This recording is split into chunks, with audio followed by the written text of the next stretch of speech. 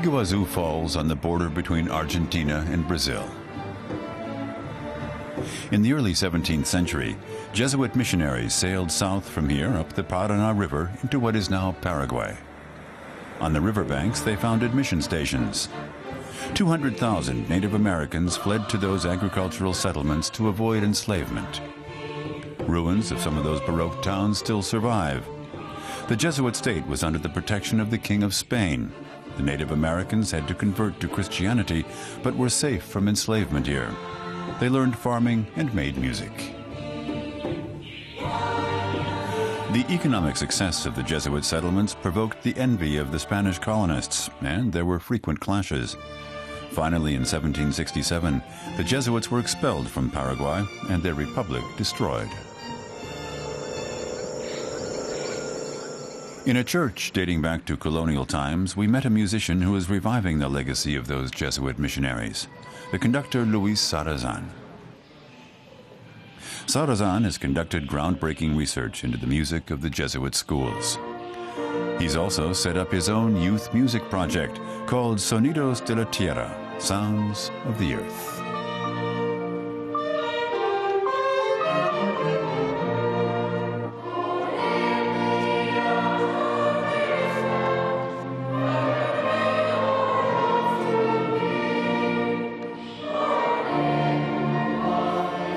Here, Sarrazin is conducting one of Sonidos' 20 youth orchestras.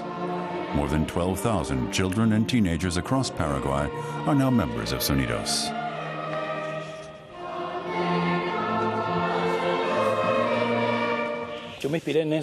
I was inspired by the Jesuit settlements. We started this project to improve the young people's everyday life. Many of them live on the streets, just like peasant farmers at their wits' end. Music can be a catalyst, bringing people together so that they can change their lives. That was the spirit of the Jesuit missions. There was a social network among the 30 settlements. Today, we also have a social network in Paraguay. It embraces 165 locations. The flautist Juan was a guest on Paraguayan breakfast television, playing with a group of musicians from the garbage dump. They're all members of Sonidos de la Tierra.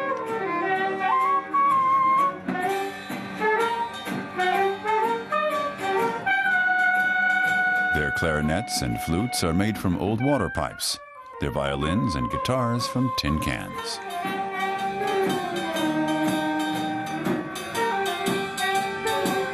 The show's host was clearly enthusiastic about the music.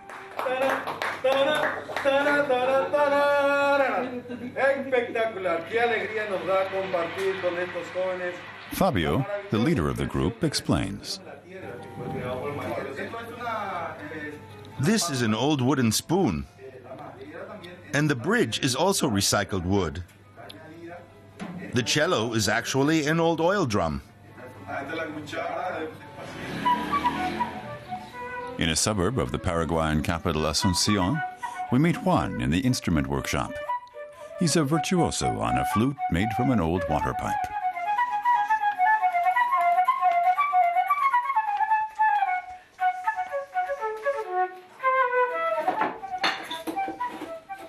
Nicola is in charge of the workshop.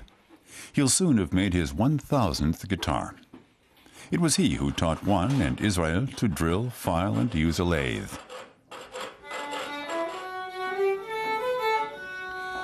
Israel teases the first sounds from his own tin fiddle.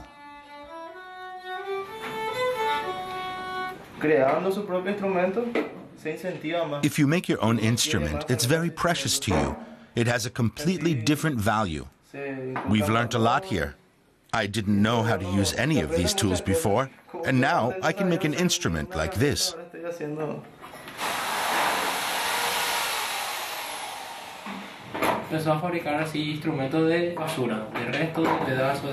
We make the instruments from trash, from tin cans and whatever we can find.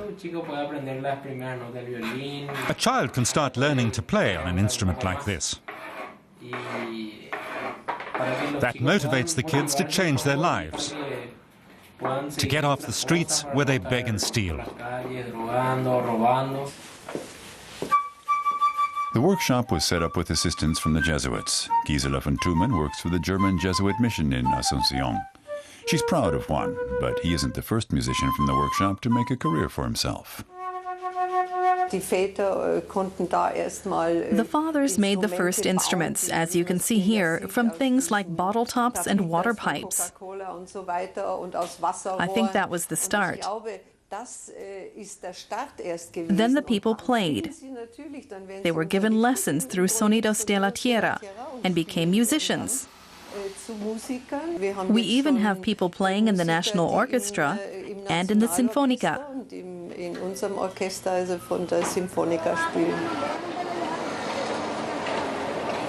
A gigantic garbage dump looms over the suburb of Catora on the outskirts of Asunción. This is where the trash pickers find the bits and pieces to make their flutes and fiddles.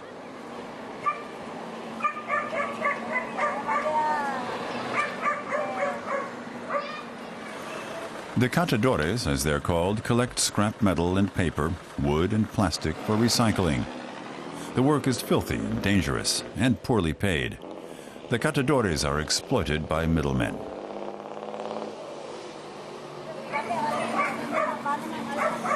Nicola is Sonido's master instrument maker. He set up his workshop in a wooden hut. He also used to be a trash picker, but his life changed when Sonidos gave him an order for 500 guitars. I walked in the garbage of Catora for 12 years, in recycling.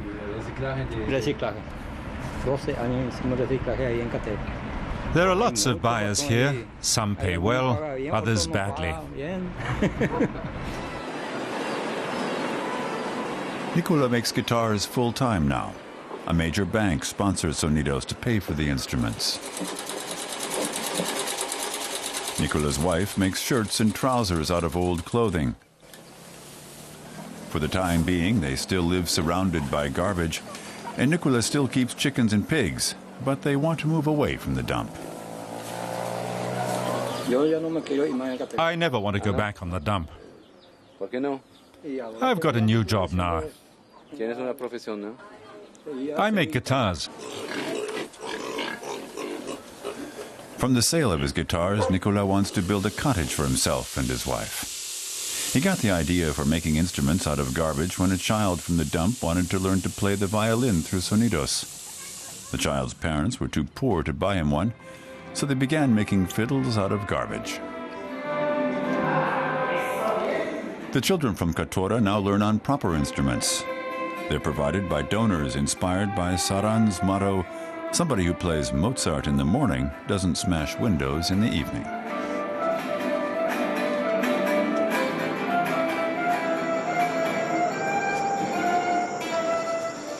Leaving the garbage dump behind us, we traveled north to the Chaco, a vast wild savanna.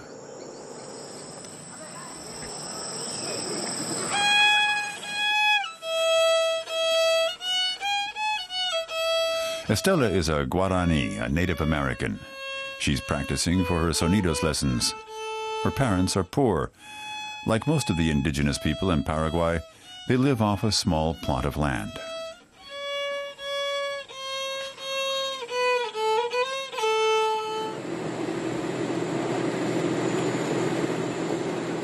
Luis Saran is traveling to a church training center. He has a strong emotional attachment to the Chaco. Saran has integrated sounds of the jungle and lives of Native Americans into some of his compositions. When he finds time, he visits classes of Sonidos de la Tierra, far from the capital, Asunción. These children are learning a hymn. It's a bit reminiscent of the era of the Jesuit Republic, when the ultimate aim of music lessons was theological.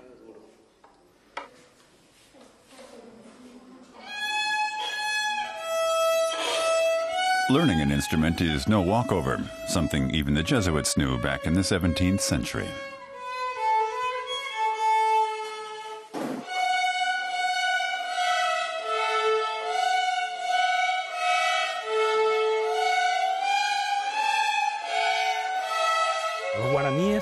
The Guarani are probably the best-known Native Americans from the Jesuit era for their musicality. Their languages are also very musical. Our ultimate goal is to revive the culture of the indigenous people. I received a very special inspiration from an Indian nation. According to tradition, they sang throughout the night. When I asked the chieftain, "Why do you sing throughout the night?" he said, "The music gives us inspiration to solve our daily problems." La música nos inspira para encontrar la solución a nuestros propios problemas. Saran's regular workplace is in downtown Asuncion. He's the conductor of the capital symphony orchestra and has an international reputation. But he's never forgotten his roots. That's why he set up the music project Sonidos de la Tierra alongside his conducting commitments.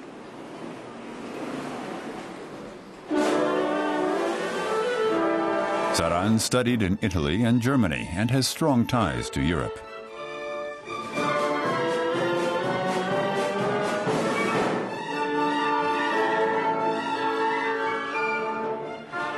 Here he's rehearsing a polka for Paraguay's Independence Day celebrations.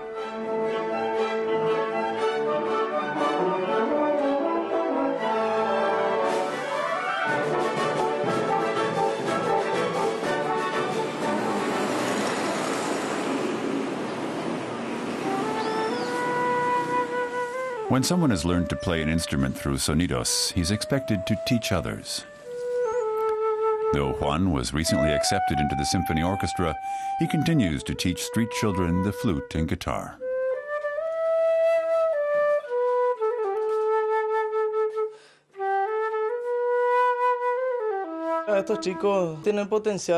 These boys have potential. In spite of their weaknesses, you have to encourage them. I want to help them so that one day they recognize and develop their own personality.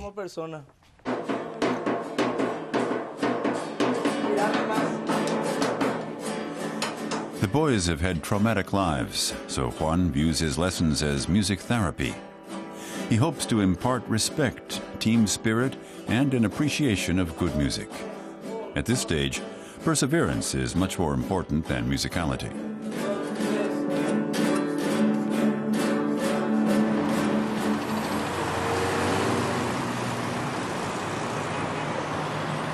The German capital, Berlin. In front of the Ibero-American Institute, there's a statue of Simón Bolívar, who liberated South America from Spanish rule. This year, Paraguay is celebrating the 200th anniversary of its independence. President Fernando Lugo Méndez has brought a number of musicians to Germany, including Luis Saran, members of the symphony orchestra, and young musicians from Sonidos de la Tierra.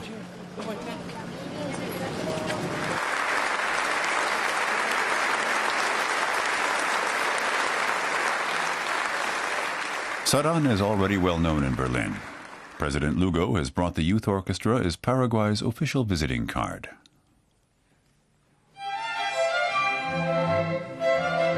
Juan, who used to make flutes at the garbage dump, is also accompanying the president.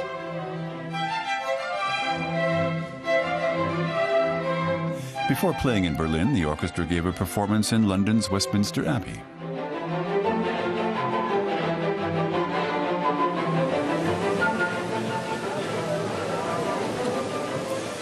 In Berlin, Juan walked through the famous Brandenburg Gate, where the notorious wall once divided the city. He views the president's invitation as a great honor. To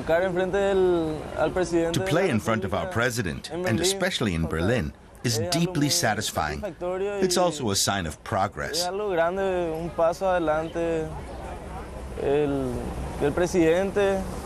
The president listens to us, and he receives the emotions we convey in the music. And the president sees the close connection between our music and our feelings, because it conveys joy as well as sorrow. Y transmite sentimientos, felicidad, a veces tristeza.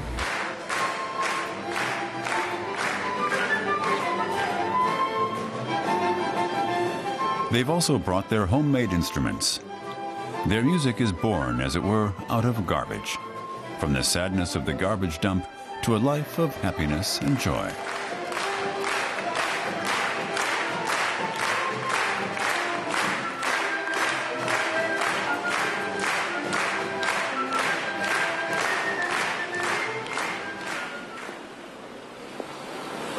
Behind St. Annen's Church in the southern German town of Nuremberg, the German Jesuits have their headquarters.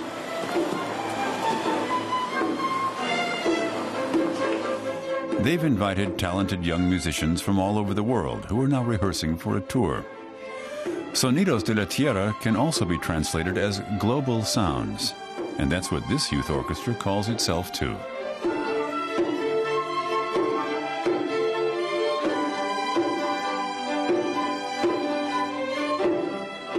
Sonidos is an international network.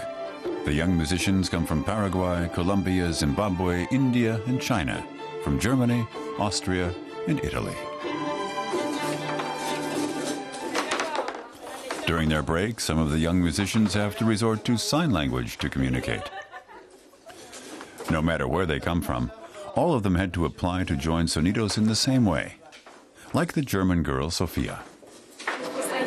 I didn't know what Sonidos was, but I thought playing music together with people from all over the world is fantastic. The experience and everything. I want to take part. So I applied and was accepted.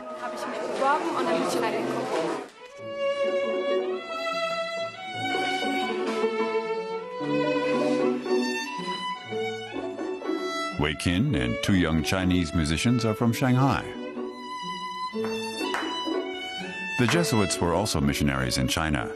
In fact, Sonidos partly depends on the international Jesuit network. Communicating with the Chinese can be quite a challenge for them, including for Paulo from Paraguay, who plays the viola.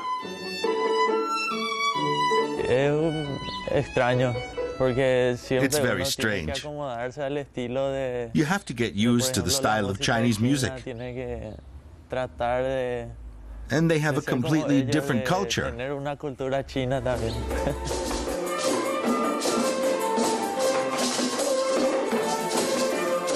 Luis Saran has composed a piece especially for the youth orchestra that incorporates elements from various parts of the world, linked by a Baroque theme borrowed from Jesuit music.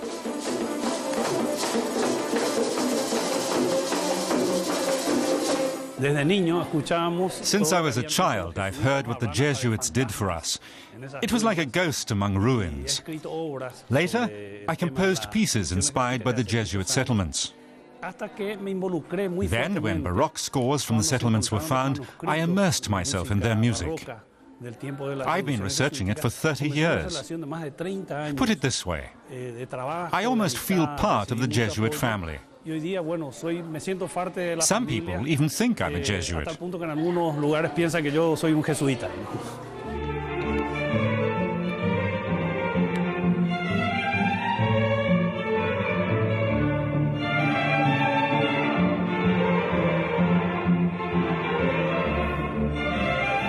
The Global Sounds Orchestra on tour: Cologne, Dresden, Linz, Graz, Vienna, and now Rome. In the church of San Saba, they play a suite by Martin Schmidt, a Jesuit missionary and composer who worked in the South American settlements.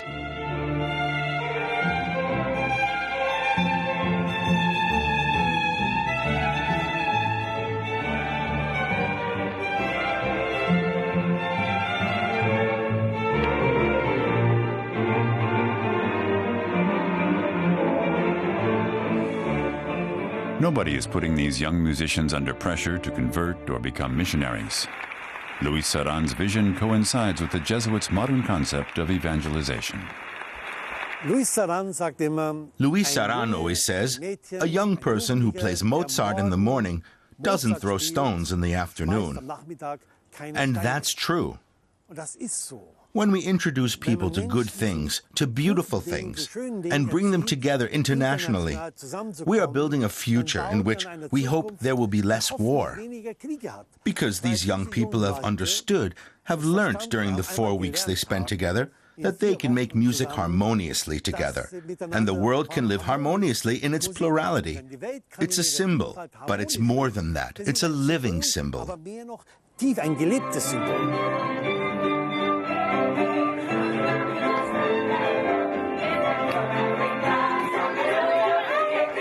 Their instruments are tuned. Now they can improvise to their heart's content.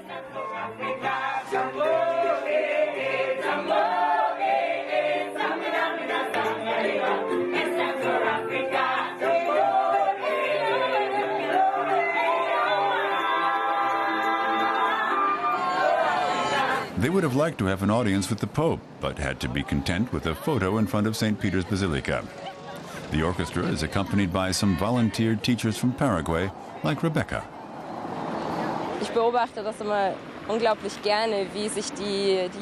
It always thrills me. The way the young people from different countries, who at first can't understand each other at all, can communicate after 2 weeks. But at first they're always running to us, to the volunteers who speak several languages, or to the people who can translate and asking us to interpret. Finally, the young musicians have their first day off. After a week of rehearsals, they've been on tour for 14 days. With many hours on a bus, different accommodation every night, and host families to get to know. They've made 14 stops. Now Father Peter Balais shows them Rome from a Jesuit perspective.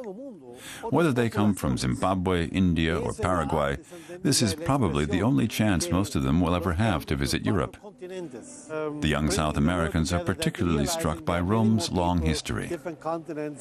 Is an expression in this fountain. The jail where the apostles Peter and Paul were imprisoned was located in the oldest part of the city. The Emperor Nero started a persecution of the Christians, and St. Peter was crucified on the other side of the Tiber, where we are at the Vatican.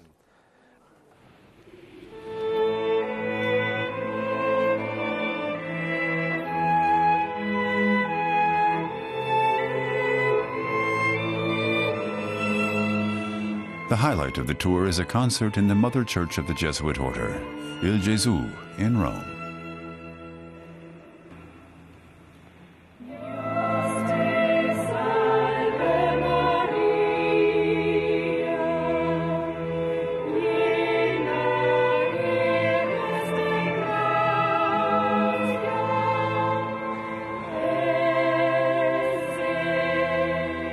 Il Gesù became the architectural model for Jesuit churches all over the world.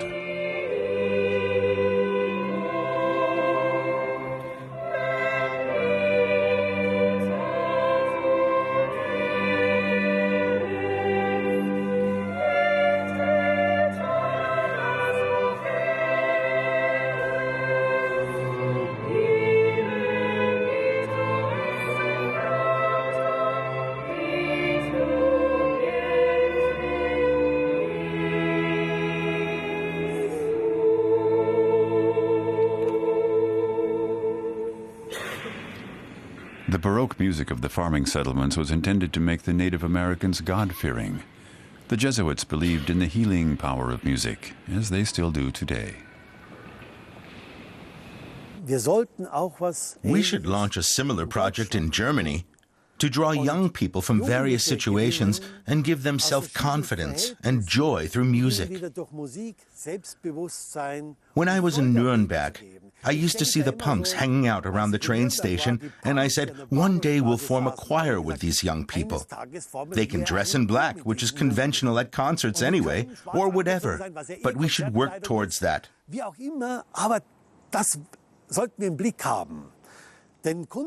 Because art, music, also has to revitalize the people in Germany. It touches the deeper roots of European culture. Classical music is part of our cultural heritage, which we contribute to the world, but which is also tremendously important for us.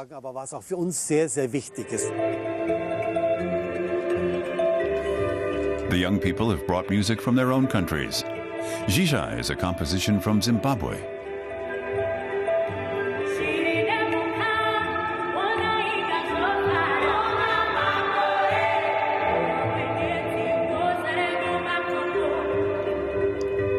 Xisha means summer or harvest time.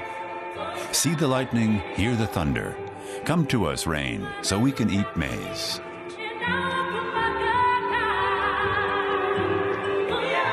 Inspired by the Baroque music of the Jesuits, Luis Serran has created a project that promotes spirituality as well as understanding between cultures. Sonidos de la Tierra.